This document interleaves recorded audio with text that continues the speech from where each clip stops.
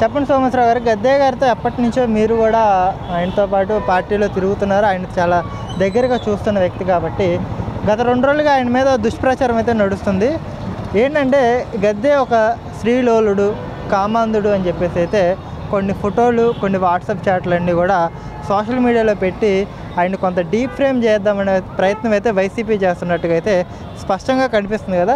ఆయనతో కలిసి తిరిగిన వ్యక్తిగా ఆయన గురించి చెప్పమంటే మీరేం చెప్తారు? గద్దే రామ్మోహన్ గారు అటువంటి నిష్పక్షపాతంగా చేసే మనిషి. అతని మీద కావాలని ఎన్నికలలో కొంతమంది ఆయన మీద చెడు ప్రచారం చేస్తే వాళ్ళకేమైనా ప్లస్ అవుద్దామని చేస్తున్నారు తప్ప అది వాళ్ళకే మైనస్ అవుద్ది. అటువంటి మనిషి కాదు అతను.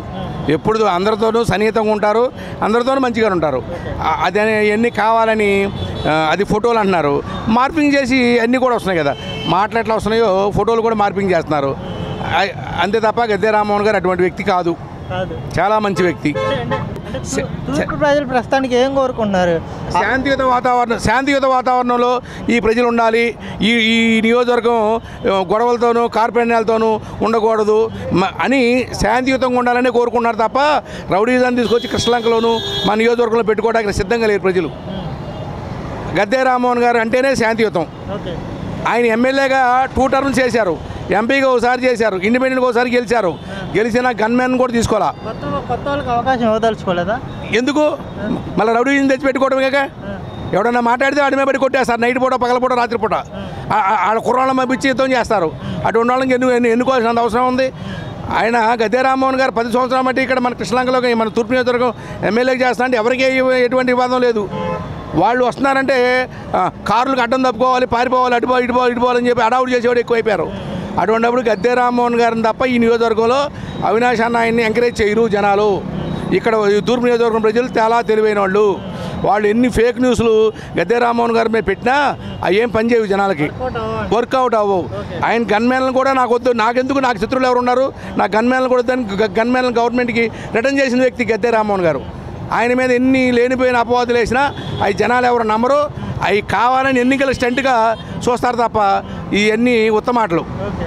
అన్ని ప్రయత్నాలు కూడా నీరు కారిపోయినప్పుడు వాళ్ళకి చివరిగా మిగిలింది ఏ వ్యక్తినైతే ప్రజలు మంచోడు అనుకుంటున్నారో, ఏ వ్యక్తి అయితే చాలా నిదానస్తుడు, ఎలాంటి అలవాట్లు లేకపోవటం, ఆయనలో ఎలాంటి బ్యాడ్ క్వాలిటీస్ ఏమీ దొరక్క ఇలాంటి వీడియో పెట్టి మీరు తాత్కాలిక ఆనందం పొందండి. ఎందుకంటే చివరికి మిగిలేగి వాస్తవానికి గద్దే రామ్మోహన్ అనే వ్యక్తికి అంటే నియోజకవర్గ ప్రజల్లో ప్లస్ అవనుందా, మైనస్ అవనుందా అంటే ఏం చెప్తారు? నాకు తెలిసి నాకు వేరే పార్టీ వాళ్ళు కూడా చూపెట్టారు మీ ఇదని చెప్పి, వాళ్ళు కూడా అదే ఒకే మాట చెప్పారు. మరింత దారుణం అవుద్దని మేము కూడా అనుకోలేదన్నా. మా వాళ్ళు కూడా ఏంటి ఇంత దారుణంగా, ఇది లబ్బెట్లో జరిగిన వాస్తు సంఘటన చెప్తున్నారు. నిన్న రాత్రి అప్పుడు నాకు తెలీదు, చూపెట్టి వాళ్ళే మళ్ళీ చెప్పారు ఇది అసలు మా ఇదని చెప్పి నేను చెప్పాను. అది ఆయన నమ్మకం. అంటే ఎవడైతే చూపెడుతున్నాడో ఆడికి కూడా నమ్మకం లేదు గద్దే రామరావు ఇలా చేస్తాడా అని. అంటే మరీ రాజకీయాలు ఈ స్థాయికి దిగజారిపోయాయని. అంటే వైసీపీ నాయకుల్లో కూడా మానవత్వం వాళ్ళు ఉంటారు కదా, అందరూ జగన్లా తయారవ్వరు కదా. అలాంటి వాళ్ళు కూడా ఇష్టపడని ఇలాంటి వీడియోని పబ్లిక్లో తీసుకుని వచ్చి మీరు ఆయన ఏదైతే ఆయనకు ఉన్న మంచి పేరుని మీ చెడగొట్టాలని చూస్తే మాత్రం ఇది సాధ్యం కాదు. గద్దే రామ్మోహన్ రావు గారు అధికారంలో ఉన్నా లేకపోయినా 5 సంవత్సరాలు సర్వీస్ చేయటం, ప్రజలందరినీ ఆయన హక్కును చేర్చుకోవటం, ఆడవాళ్ళకి పెద్దపేట వేసి సొంత ఆడపడుచులా చూసుకోవటం ఆయనకున్న నేచరు, ఆయనకున్న అలవాటు కూడా. ప్రతి ఎలక్షన్కి వలస పక్షులు పుట్టుకొచ్చినట్టు పుట్టుకు రావటం, ఆయన మీద ఇలాంటి ఏంటంటే సేవలో ఎలాగ పోటీ పడలేరు కాబట్టి ఇలాంటి నీచమైన మాటలు మాట్లాడి ఇదే పై చేయి అనుకోవటం అలవాటుగా తీసుకుంటున్నాయి అధికార పార్టీలు. అలాగే గతంలో కూడా ఎక్కడో అమెరికాలో అక్కడ ఇక్కడ ఉన్న వాళ్ళ అబ్బాయిల మీద కూడా ఇలాంటి ఎలిగేషనే తీసుకొచ్చారు ఒక ఎలక్షన్కి. మళ్ళీ ఇవాళ ఈ ఎలిగేషన్ తెచ్చారు క్యాండిడేట్ మీదే. ఇది విజయవాడ ప్రజలకి, తూర్పు నియోజకవర్గమే కానీ కృష్ణా జిల్లా, ఎన్టీఆర్ జిల్లా ప్రజలకి ఇలాంటి బుడబొక్కల మాటలకి ఎలాంటి టైం కూడా కేటాయించరని మేము అభిప్రాయపడుతున్నాం. అంటే ఇవన్నీ కూడా అంటే నిప్పులేనిదే పొగరాదు. అలాంటిది గద్దే రామ్మోహన్ వాట్సాప్ చాటింగ్లు చేసినట్టు కొంతమంది మహిళలతో ఫోటోలు దిగినట్టు, నర్మదా అని చెప్పేసి, శ్వేత అని చెప్పేసి ఈ అంశాలు కూడా వాళ్ళు క్లియర్ కట్గా పొందుపరచడం జరిగింది. అంటే నిపుణులందా పొగరాదు అన్నట్టుగా కూడా మరి ఈ ఫోటోలు, ఈ వాట్సాప్ చాటింగ్ మనం ఎలా అర్థం చేసుకోవచ్చు అంటారు? వాట్సాప్ చాటింగ్లు, ఫేస్బుక్లు ఈ విషయంలో ఆయన బహిరంగంగా చెప్తాడు. వీటి మీద నాకు ఎలాంటి అవగాహన లేదని ఓపెన్గా చెప్పే ఎమ్మెల్యే ఆయన చెప్తూ కూడా అందరికీ తెలియజేస్తాడు. రెండో విషయం, బ్యూటీ పార్లర్ ముసుగులో, బట్టల షాప్ ముసుగులో దందాలు చేసి పేపర్లో పడి పోలీస్ స్టేషన్కి ఉన్న పార్టీ వాళ్ళు ఎవరో, వాళ్ళ నాయకులు ఎవరో అందరికీ తెలుసు.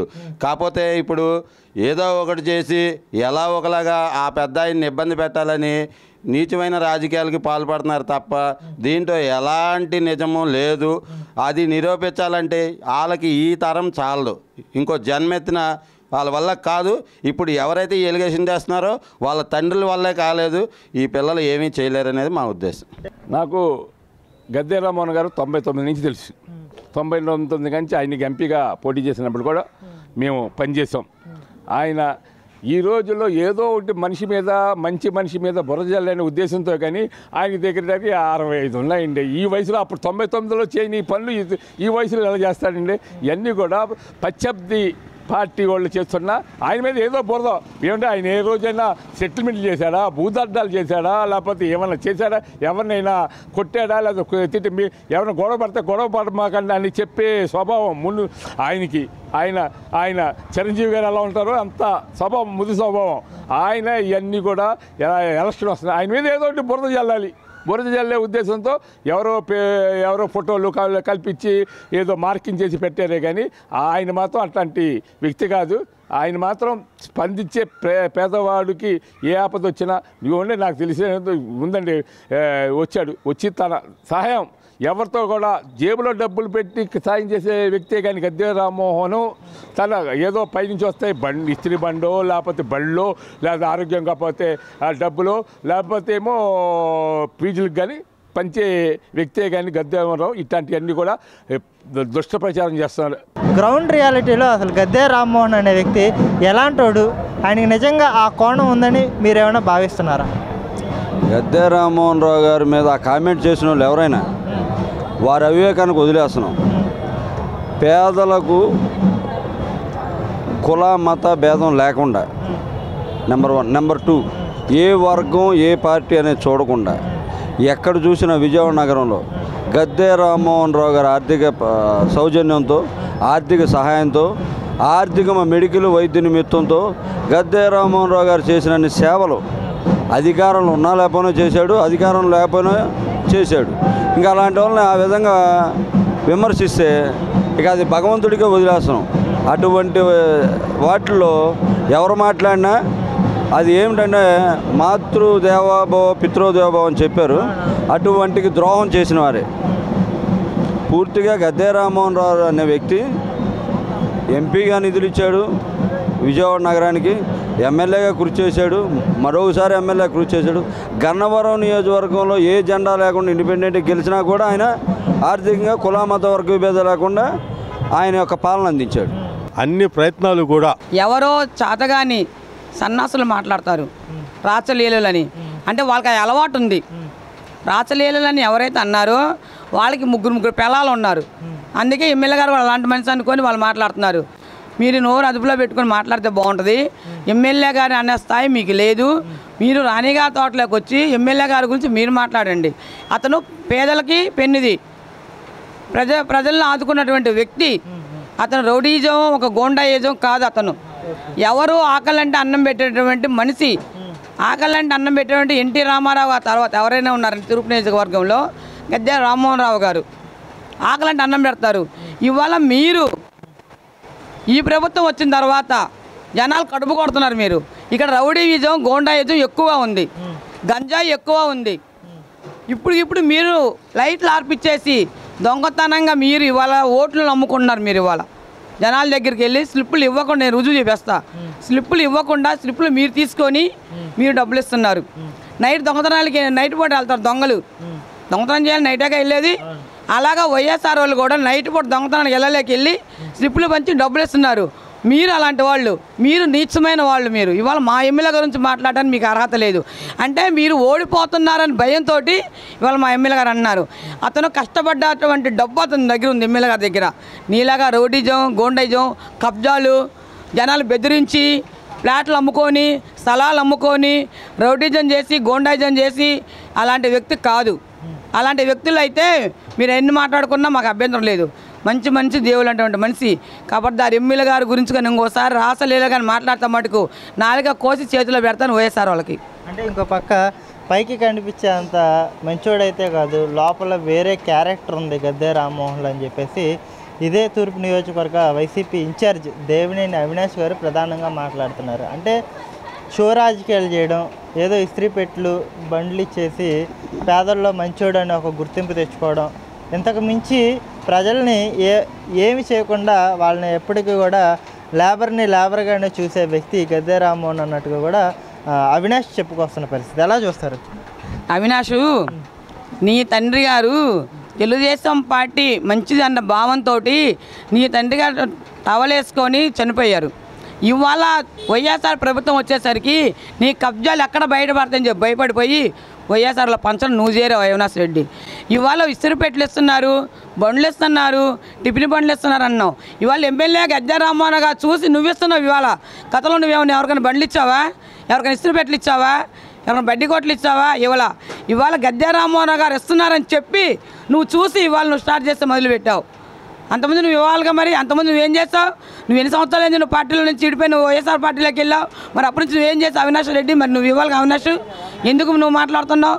ఎమ్మెల్యే గారు లోపల ఒక కోణం బయట ఒక కోణం పెట్టినటువంటి వ్యక్తి కాదు.